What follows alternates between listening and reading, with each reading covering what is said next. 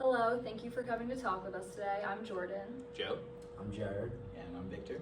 And today we'll be talking about St. Mary's Health, also known as SSM Health, and their overall treatment towards their employees.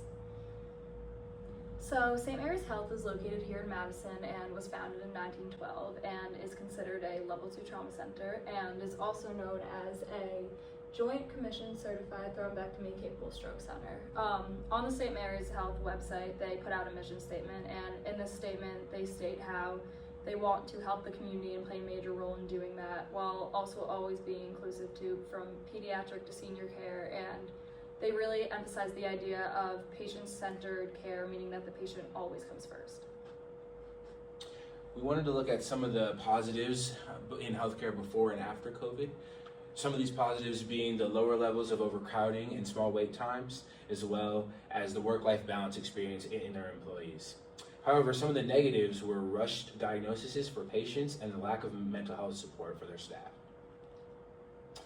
Some of the things that we experienced after COVID were the advancements in telehealth to reach underprivileged communities, as well as the increased support for their staff. Some of the negatives being that healthcare coverage became even harder to get if you have pre-existing conditions, and the amount of jobs needed to meet demand has not been met. So some specific examples we found from the website Indeed are, this one is not from the Madison location, but it is an SSM location. So it was given a 1-star review, and they said that the SSM managers do not care about their employees. They would rather save a couple bucks than actually see their employees be happy.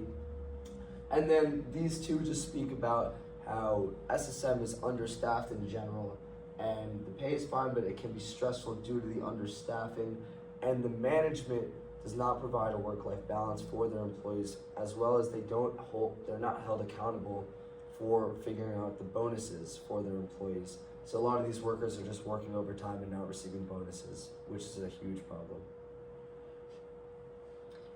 There are many things I feel that make a great work environment. Here are some highlighted here, but one that I feel really resonates with SSM Health is having a good work-life balance. As stated before, St. Mary's Health has had issues with understaffing and overtime and quite literally making the employees miserable, and because of this, they're entirely eliminating the factor of a good work-life balance, which is one of the most crucial aspects of having a great work environment.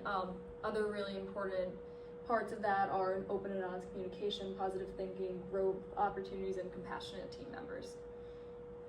To get a deeper dive into what makes for a good hospital, we took a look at Texas Health Resources, Inc. So they're located in Arlington, Texas, and are considered large with over 28,000 employees. They serve more than 2 million annually across a service area of 8 million. And one of the main objectives from them is to target their values. Their values consist of being caring, reliable, safe, seamless, efficient, and proactive. And they've been doing a fantastic job at hitting these marks, as seen in a few of the awards I listed here. Not only that, but their workers are very happy as well. These numbers include some data that they've derived from the workers, with one being 92% feel good about the way they contribute to the community, and just a bunch more listing more ways the employees feel satisfied. A main reason I think that this is the case is because of Great Places to Work. This is an organization that partners with companies to ensure that their leaders understand that the conditions they create are directly impacting the employee experience. So in an industry where the workers are in consistently a stressful environment, this could be a great thing to look into.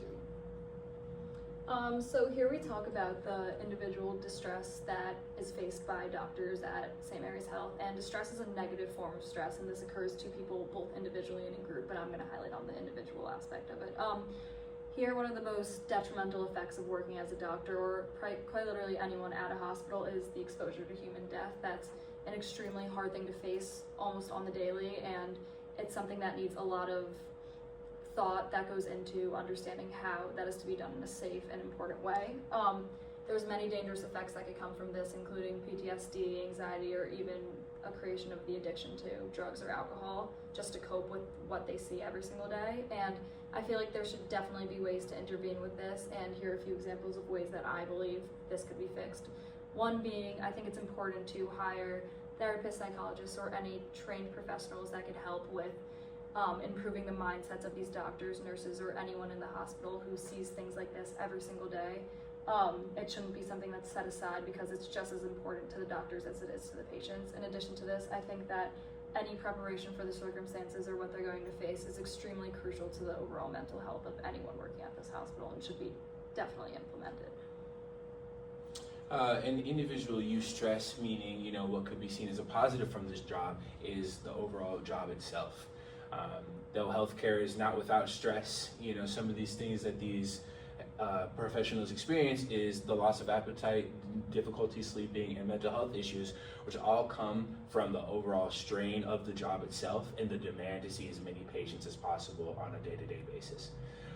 Things that we looked at as a way to combat these issues are the confidence speech, the meditation, the sleep wellness, and then overall yoga classes.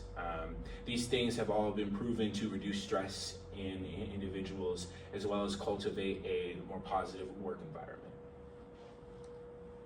Yeah, so here's the distress for an entire work unit, and this is probably the most popular thing that all these workers have said, is that they're understaffed and are constantly needing to take on double shifts and as needed scheduling, so they don't know exactly when they need to work and when they don't need to work. And one day of work might be extremely intense and one day it might not be. They don't know. They're not informed at all. So that can be extremely stressful for some people. And that may lead to fatigue. It may lead to a disruption of your entire life, your social life and your family life. It might lead to potential mental health issues. And to cope with it all, you might start taking drugs and drinking alcohol to deal with all that pressure. So some interventions we came up with to fight against this would be outside funding from an angel investor or someone, a donor that wants to hire more workers so that there's less double shifts, less understaffing. Something else would be a better work environment, right? Something like the Great Places to Work program, where it's a friendlier, more communicative environment where workers can be like, hey, I need you to work this shift for me, and they'll communicate well. So the last one would be the accountability from the higher ups, right? Management needs to be held accountable for figuring out the bonuses for their workers, because a lot of workers have said that they are not getting their bonuses, which is an extreme issue. And the last one was working at Eustress. The stressor that we picked was working at Bonds. If they're a new employee, for example, it might be a little stressful and can cause some anxiety when you enter a new environment where there's people that you've never met before and there's already bonds that have been created. The effects of this might be, like I said, anxiety, nervousness, or isolation if you enter a group where friendships were already formed and you might feel like the outsider. Some interventions we thought of would be mentorship. If you are either assigned or you go to find your own mentor, it's a person that you can rely on, trust, and ask questions to. Other ones that we decided was fun activities in groups. Group bonding is something that really helps form those inclusive environments. So bowling nights or even a night out at the driving range would be a great example. Yeah, so here's just our list of citations, and I think that's all, yeah. Thank you so much. Thank you.